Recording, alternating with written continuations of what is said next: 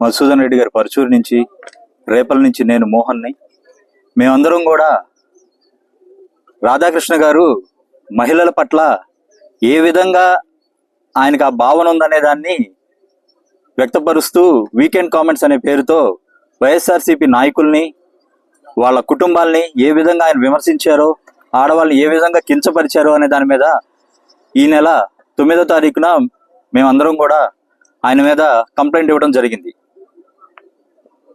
Complaint ఇచ్చిన తర్వాత ఈ రోజు వరకు కూడా ఏ చర్య తీసుకోకుండా, ఆయన మీద ఎఫ్ఐఆర్ కూడా కట్టకుండా ఈ రోజు వరకు కూడా పోలీసులు కాలయాపన చేస్తున్నారు. దీని గురించి ఈ రోజున ఎస్పీ గారికి, అయ్యా మా మహిళల పట్ల, మహిళా వనుల పట్ల ఆంధ్రప్రదేశ్ మొత్తం కూడా అంత నీచంగా మాట్లాడిన ఏబిఎన్ రాధాకృష్ణ మీద మేము కంప్లైంట్లు ఇచ్చాం, ఈ రోజు వరకు ఏ చర్య తీసుకోలేదు, దీని మీద కనీసం మీరైనా ఆ చర్య తీసుకున్న అధికారులని ఎందుకు తీసుకోలేదు అని అడుగుదామని చెప్పి ఈరోజు ఎస్పీ ఆఫీస్ దగ్గరికి వచ్చి మేము ఆయనకి వినతి పత్రం ఇవ్వడం జరిగింది.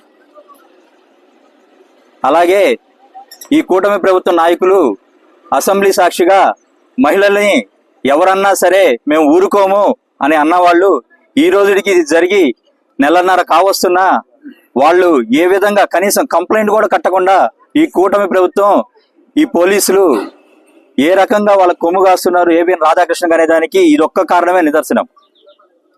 ఇంతేకాకుండా ఈరోజు జరుగుతున్న సమస్య పెట్రోల్. ఎందుకో తెలియదు, ఈ కూటమి ప్రభుత్వం వచ్చాక యూరియా కొరత వస్తుంది, పెట్రోల్ కొరత వస్తుంది, గ్యాస్ కొరత వస్తుంది. మరి ఇవన్నీ కూడా ఈ కూటమి ప్రభుత్వంలోనే ఎందుకు వస్తున్నాయి అనే దాన్ని ఆంధ్రప్రదేశ్ ప్రజలు కూడా గమనించాలి. ఇంక మీదట ఏమేమి రాబోతున్నాయో కూడా మనం చూస్తాం.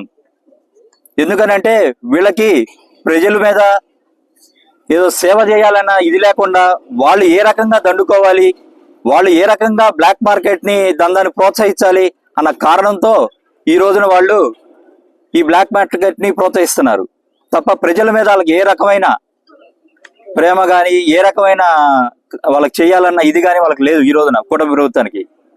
అలాగే ఈరోజు ఎస్పీ ఆఫీస్ గారికి ఇది ఇద్దామని వస్తే ఆయన కూడా ఇదే డీజిల్ మీద ఉన్నారు.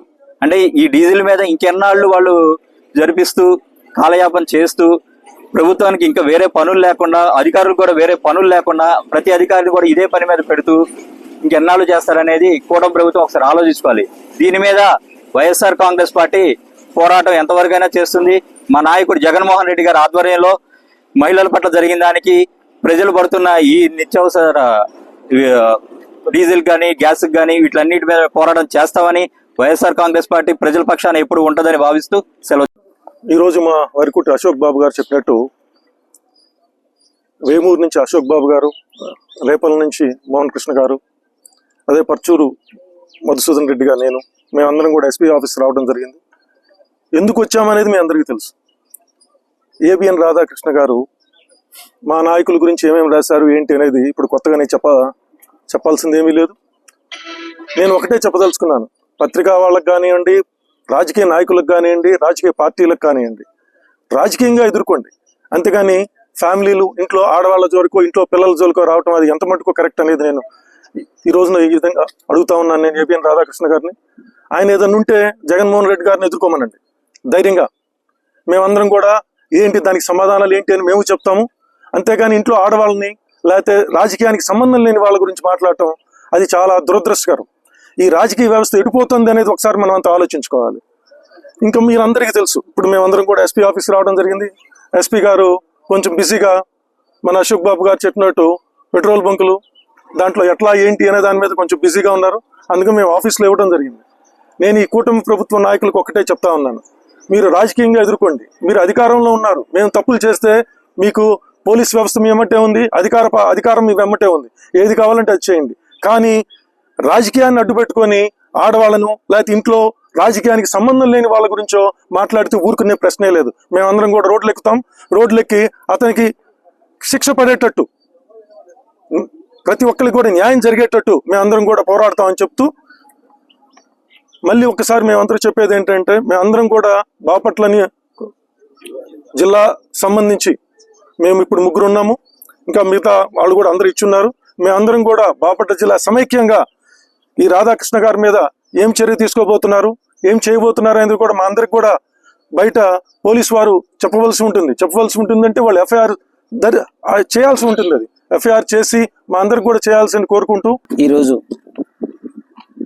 పర్చూరు సమన్వయకర్త మధుసూదన్ రెడ్డి గారు, అలానే రేపల్లె వైఎస్ఆర్ కాంగ్రెస్ పార్టీ సమన్వయకర్త పీఠా మోహన్ గారు, అలానే వేమూరు నుంచి సమన్వయకర్తగా వరికుట అశోక్ బాబు,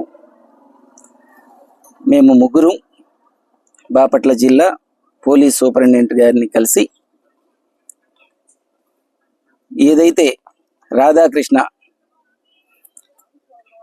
తప్పుడు రాతలు రాస్తా ప్రజల్ని తప్పుదోవ పట్టిస్తా మహిళల్ని అవహేళనగా మాట్లాడుతూ ఆయన వీకెండ్ కామెంట్స్లో ఏదైతే జగన్మోహన్ రెడ్డి గారు వైఎస్ఆర్ కాంగ్రెస్ పార్టీ నాయకుల్ని పిలిచి మీ భార్యలు కారు వారికి రాఖీలు కట్టండి, వేరే వాళ్ళకి ఇచ్చి పెళ్లి చేయమని చెప్పేసి జగన్మోహన్ రెడ్డి గారు చెప్తే వైఎస్ఆర్ కాంగ్రెస్ పార్టీ నాయకులు ఆ పని చేస్తారని చెప్పేసి రాధాకృష్ణ గారు మాట్లాడారు.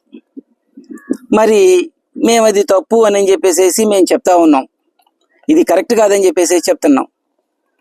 కొన్ని చోట్ల వైఎస్ఆర్ కాంగ్రెస్ పార్టీ వాళ్ళు అయితే మీ భార్యలు కాదా, మీ భార్యలకు రాఖీలు కట్టి మీరు పెళ్లిళ్ళు చేశారా అని అంటే వైఎస్ఆర్ కాంగ్రెస్ పార్టీ వాళ్ళ మీద కేసులు పెట్టి రిమాండ్లకు కూడా పంపించారు. మరి మేము కూడా రాధాకృష్ణ మీద ఆయన మాట్లాడినటువంటి మాట తప్పు, మా ఒక మహిళల్ని కించపరిచేటట్లుగా మాట్లాడారని చెప్పేసి పర్చూరులో మధుసూదన్ రెడ్డి గారు, అలానే రేపల్లిలో మోహన్ గారు, వేమూరులో నేను పోలీస్ స్టేషన్లో SHOకి కంప్లైంట్ చేయడం జరిగింది రాధాకృష్ణ గారి మీద.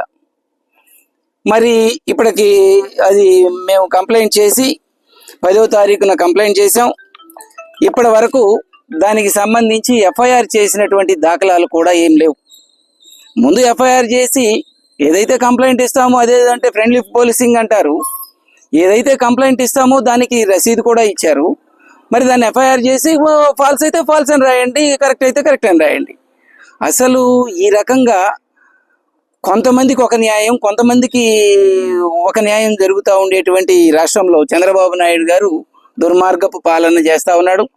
ఖచ్చితంగా రాధాకృష్ణ మీద FIR చేయాలని, సంబంధిత ఎవరైతే FIR చేయలేదో ఆ యొక్క అధికారుల మీద SHOల మీద డిపార్ట్మెంటల్ యాక్షన్ కూడా తీసుకోవాలని చెప్పేసి మా అభ్యర్థన. ఈరోజు దాన్నే కంప్లైంట్ చేసాం. మరి SP గారు బిజీగా ఉన్నారంట, పెట్రోల్ బంకుల్లో పెట్రోల్ దొరకట్లేదు, డీజిల్ దొరకట్లేదు, ఆ పనిలో ఉన్నామని చెప్పేసి చెప్తున్నారు. మరి డీజిల్ దొరకపోవడానికి కారణం కూటమి నాయకులే. జగన్మోహన్ రెడ్డి గారు 4 రోజుల నుండి బంకుల్లో మొత్తం తాళ్లు కట్టేసేసి నో డీజిల్ నో పెట్రోల్ అని బోర్డులు పెట్టినటువంటి వాళ్ళు జగన్మోహన్ రెడ్డి గారు ఒక ట్వీట్ చేయగానే తెల్లారేసరికి ఎలా వచ్చింది, వైఎస్ఆర్ కాంగ్రెస్ పార్టీ శ్రేణులందరూ కూడా రోడ్డు ఎక్కుతారనేటువంటిది మెసేజ్ రాగానే తెల్లారేసరికి ఎట్లా వచ్చింది? ఇదంతా బ్లాక్ మార్కెట్ చేస్తా ఉన్నారు. కూటమి నాయకులు బ్లాక్ మార్కెట్ చేస్తున్నారు. ప్రతి ఒక్క దాన్ని బ్లాక్ మార్కెట్ చేస్తున్నారు. యూరియాని బ్లాక్ మార్కెట్ చేసుకొని అమ్ముకున్నారు. అలానే ఇప్పుడు డీజిల్ పెట్రోల్ను కూడా అలానే చేసుకొని అమ్ముకుంటా ఉన్నారు. జగన్మోహన్ రెడ్డి గారు కానీ వైఎస్ఆర్ కాంగ్రెస్ పార్టీ కానీ ప్రజలకి నష్టం జరిగేది, ప్రజల్ని ఇబ్బంది పడేటువంటిది దేన్ని కూడా క్షమించి ఊరుకోరు. జగన్మోహన్ రెడ్డి గారు వెంటనే దాన్ని స్పందించమని చెప్పేసి చెప్తున్నారు. ఖచ్చితంగా మేము రోడ్డు ఎక్కడం జరుగుతుంది. ప్రజలకి ఈ రోజున డీజిల్ పెట్రోల్ వస్తుంది అని అంటే వైఎస్ఆర్ కాంగ్రెస్ పార్టీ శ్రేణులందరూ కూడా రోడ్డు ఎక్కబట్టే వస్తుంది. రైతులకి ఈరోజు మొక్కజొన్న కానీ లేకపోతే పేడీ కానీ ఉండేటువంటి వాటికి కనీసం అవి కట్ చేసేటువంటి మిషన్స్కి ఆయిల్ కూడా ఇవ్వలేని పరిస్థితి. ఏదైతే పొలంలో ఉన్నాడో ఆ రైతు ఇవ్వాలంట, మా పొలంలో మేము ఇది కట్ చేయించుకుంటున్నాం, పలానా హార్వెస్టర్ మిషన్ పెట్టుకున్నామని చెప్పేసి చెప్తే దాన్ని MRO గారి దగ్గర తీసుకెళ్ళి దాన్ని సచివాలయంలోనో ఎక్కడో ఒక రిసీట్ తీసుకుంటే తప్పితే బంకుల్లో వాళ్ళు కొట్టని పరిస్థితులు. అంటే రైతుల్ని ఈ రకంగా ఇబ్బంది పెడుతున్నారు. అలానే ట్రాక్టర్లు అసలు తిరిగే పరిస్థితి లేకుండా పోయినాయి. ఆటోలు రోడ్ల మీద ఆగిపోతా ఉన్నాయి. వీటన్నిటిని కూడా మీరు చూడాలని చెప్పేసి చెప్తూ ఈ యొక్క చర్యలు, ఎందుకంటే ఆ పనిలో ఎస్పీ గారు బిజీగా ఉన్నారు, పెట్రోలు డీజిల్ అవి తీసుకొచ్చే దాంట్లో ఎస్పీ గారు బిజీగా ఉన్నారని చెప్పేస్తే ఆఫీసులోకి వెళ్ళి ఆఫీసులో ఇవ్వడం జరిగింది. వాళ్ళు కూడా రసీదు ఇవ్వమన్నారు. ఇదేంటంటే మేము ఇచ్చిన కాగితానికి పోలీస్ స్టేషన్లు అంటే అట్లా జరుగుతుంది, మీరు ఎస్పీ ఆఫీసులో కూడా ఎట్టయింది అని అంటే ఇక అడగబట్టి ఏదో సంతకం చేసేసి రసీదు ఇవ్వడం జరిగింది. ఇది కరెక్ట్ కాదు. పోలీస్ అధికారులే చట్టం తప్పితే, చట్టాన్ని తెలుసుకొని చట్టం పాటించాల్సినటువంటి పోలీసు అధికారులే చట్టం తప్పితే మీరు ఇంకా సామాన్యులకి ఏం చెప్తారు? మీరు సామాన్యులు ఏమి నేర్పుతారు? తెలియక చేసేటువంటి తప్పుల్ని మీరు అదేదో పెద్ద నేరాలలాగా తీసుకొని వస్తున్నారు. ఇది కరెక్ట్ కాదు. మీరు చట్టాన్ని పాటించాలి. ఈ రాష్ట్రంలో ఉండేటువంటి ప్రజలను కాపాడండి, చట్టాలను కాపాడండి. పోలీసు వ్యవస్థ అంటే గౌరవం ఉంచేటట్లుగా చేయాలని చెప్పేసి చెప్తూ మేము ఇచ్చినటువంటి అర్జీ మీద ఎఫ్ఐఆర్ చేసి దానికి సంబంధించినటువంటి అధికారుల మీద చర్యలు తీసుకోవాలని చెప్పేసి కోరుతా ఉన్నాం.